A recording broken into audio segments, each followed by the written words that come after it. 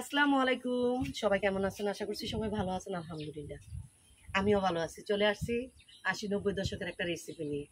তো যাই হোক, আজকে ৮০-৯০ দশকের কী রেসিপিটা বানাবো সেটাই আপনাদের সঙ্গে শেয়ার করব। সম্পূর্ণটা দেখবেন, আশা করি ভালো লাগবে। যদি ভালো লাগে অবশ্যই লাইক কমেন্ট করতে ভুল করেন না। আর যেহেতু আমার চ্যানেলটা নতুন, সবাই চ্যানেলটা সাবস্ক্রাইব করে পাশে থাকেন, ঠিক আছে? তো চলেন কথা না বাড়ায় রেসিপিটা শুরু করে দিই বানানো। তো বন্ধুরা, প্রথমে আমি জালটা ধরাই নিতেছি।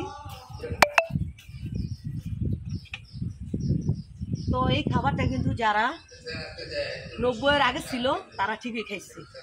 ৯০-এর পরে ২০০০ পরের থেকে মনে হয় না এই জিনিসটা খাইছে। তো ভাবতেছি যে যেহেতু আমার ছেলেমেয়েরাও খায় নাই, এই জিনিসটা বানাই, আমার ছেলেমেয়েরাও খাইলেও আপনাদের সঙ্গে শেয়ার করা হলো।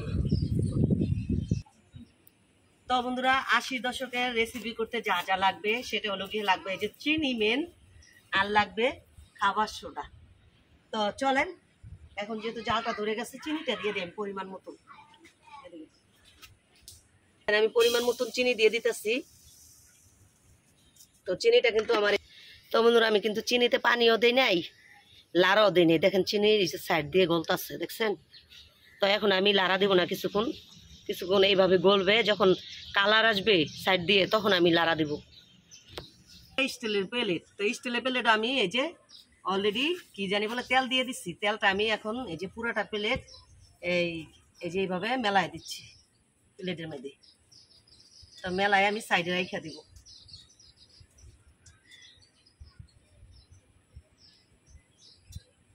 জালটা কিন্তু বেশি দেওয়া যাবে না, আস্তে আস্তে দিতে হবে। তো আমি আস্তে আস্তে জালটা দিতেছি, আর আস্তে আস্তে সাইড থেকে আমার চিনিটা গলতাছে দিয়ে আমার কাছে দিয়ে।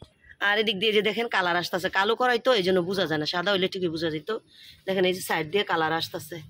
তো আমি কিছুক্ষণ পরে লাড়া দিব। তো বন্ধুরা, চিনিটা কিন্তু আমার সাইড দিয়ে কালার চলে আসছে, এখন লাড়াটা দিবে। এই যে দেখেন সাইডটা নিচে দেখেন, এই যে সাইড দিয়ে কালার চলে আসছে, এখন লাড়াটা দিব চিনিটা। এখন আস্তে আস্তে লাইরা আমি চিনিটা গালাই নিব। তো বন্ধুরা, চিনিটা কিন্তু আস্তে আস্তে গলা শুরু করে দিয়েছে, আর কালারও চলে আসছে। দেখেন কি সুন্দর কালার আসছে, সামনে থেকে কাছ থেকে দেখেন। তো এই যে চিনিটা কিন্তু সুন্দর গইলা কালারও এসে পড়তেছে। আমি কিন্তু এখানে পানি টানি কিছুই দিই নাই, চিনিতে পানি দেওয়া লাগে না, এমনি সুন্দর গলা। আর এই যে জিনিসটা বানাবো এটা কিন্তু পানি দিলে হবে না। তো যাই হোক, আস্তে আস্তে এই যে গলতাছে আর আমিও লাড়তাছি। এখন লাড়তে হবে বারে বারে।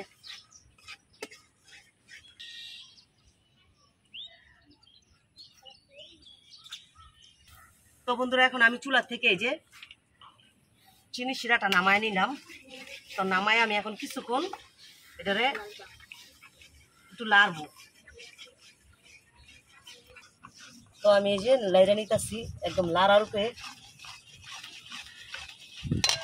এখন আমি একটু এই যে কি বলে খাবারের সোডা আছে না, এই সোডাটা আমি দিয়ে দিব। এই যে দিয়ে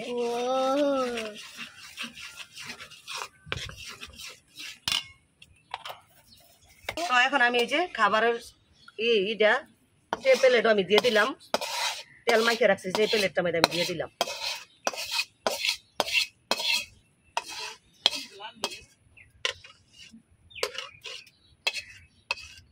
এই যে আমি প্লেটে ঢাইলা নিচ্ছি। এখন এইটা যতক্ষণ পর্যন্ত ঠান্ডা হয়ে না জমবে অতক্ষণ পর্যন্ত অপেক্ষা করতে হবে। তারপর জমার পর উঠাইয়া আপনাদের সঙ্গে শেয়ার করবো। আমরা ছোটবেলা বলতাম এটা কটকটি, তো এখনো কিন্তু কটকটিই বলে, কিন্তু এখনকার পোলাপানটি কিন্তু চিনে না, জানো না, খায়ও না। তো আমরা এটা খাইছি ছোটবেলা। এটা আমি শুকান পর্যন্ত আর কি অপেক্ষা করতে হবে আমার। পরবর্তীতে ফিরে আসতেছি আবার। তো বন্ধুরা, এই যে ফাইনালি কাঠটার এটা জমা গেছে। এদিক দিয়ে যে একটু সারি দিছিলাম উঠেও গেছে। তো উঠায় দেখি কেমন হয়েছে। তো এই যে কাঠটাটা সুন্দর হয়েছে, কিন্তু এই আমার এটা হলো গিয়ে চিনিটা কম হয়ে গেছে, আরো বেশি হওয়ার দরকার ছিল। তো এই যে ওর কাছে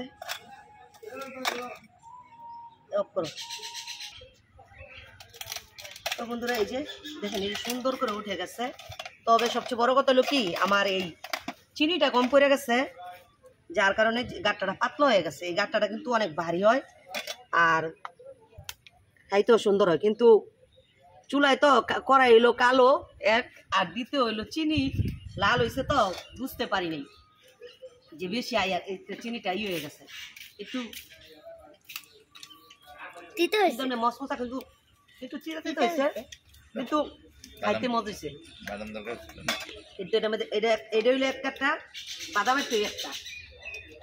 তো যাই হোক, আমার এই রেসিপিটা যদি ভালো লাগে বক করো। তো এটা হলো গিয়ে এই যে এক ধরনের কাঠটা, আরেকটা হলো গিয়ে চিনির কাঠটা বাদাম দিয়ে, ওইটা আপনাদের সঙ্গে একদিন শেয়ার করবো। আর দেখেন কি সুন্দর, দৌড়তে না দৌড়তেই সুন্দর ভাঙ্গা যায়। তো এই গাঠটা কিন্তু খাইতে খুবই ভালো লাগে, কিন্তু যদি সাদা বানাইতাম তাহলে আরো বেশি সুন্দর হইতো।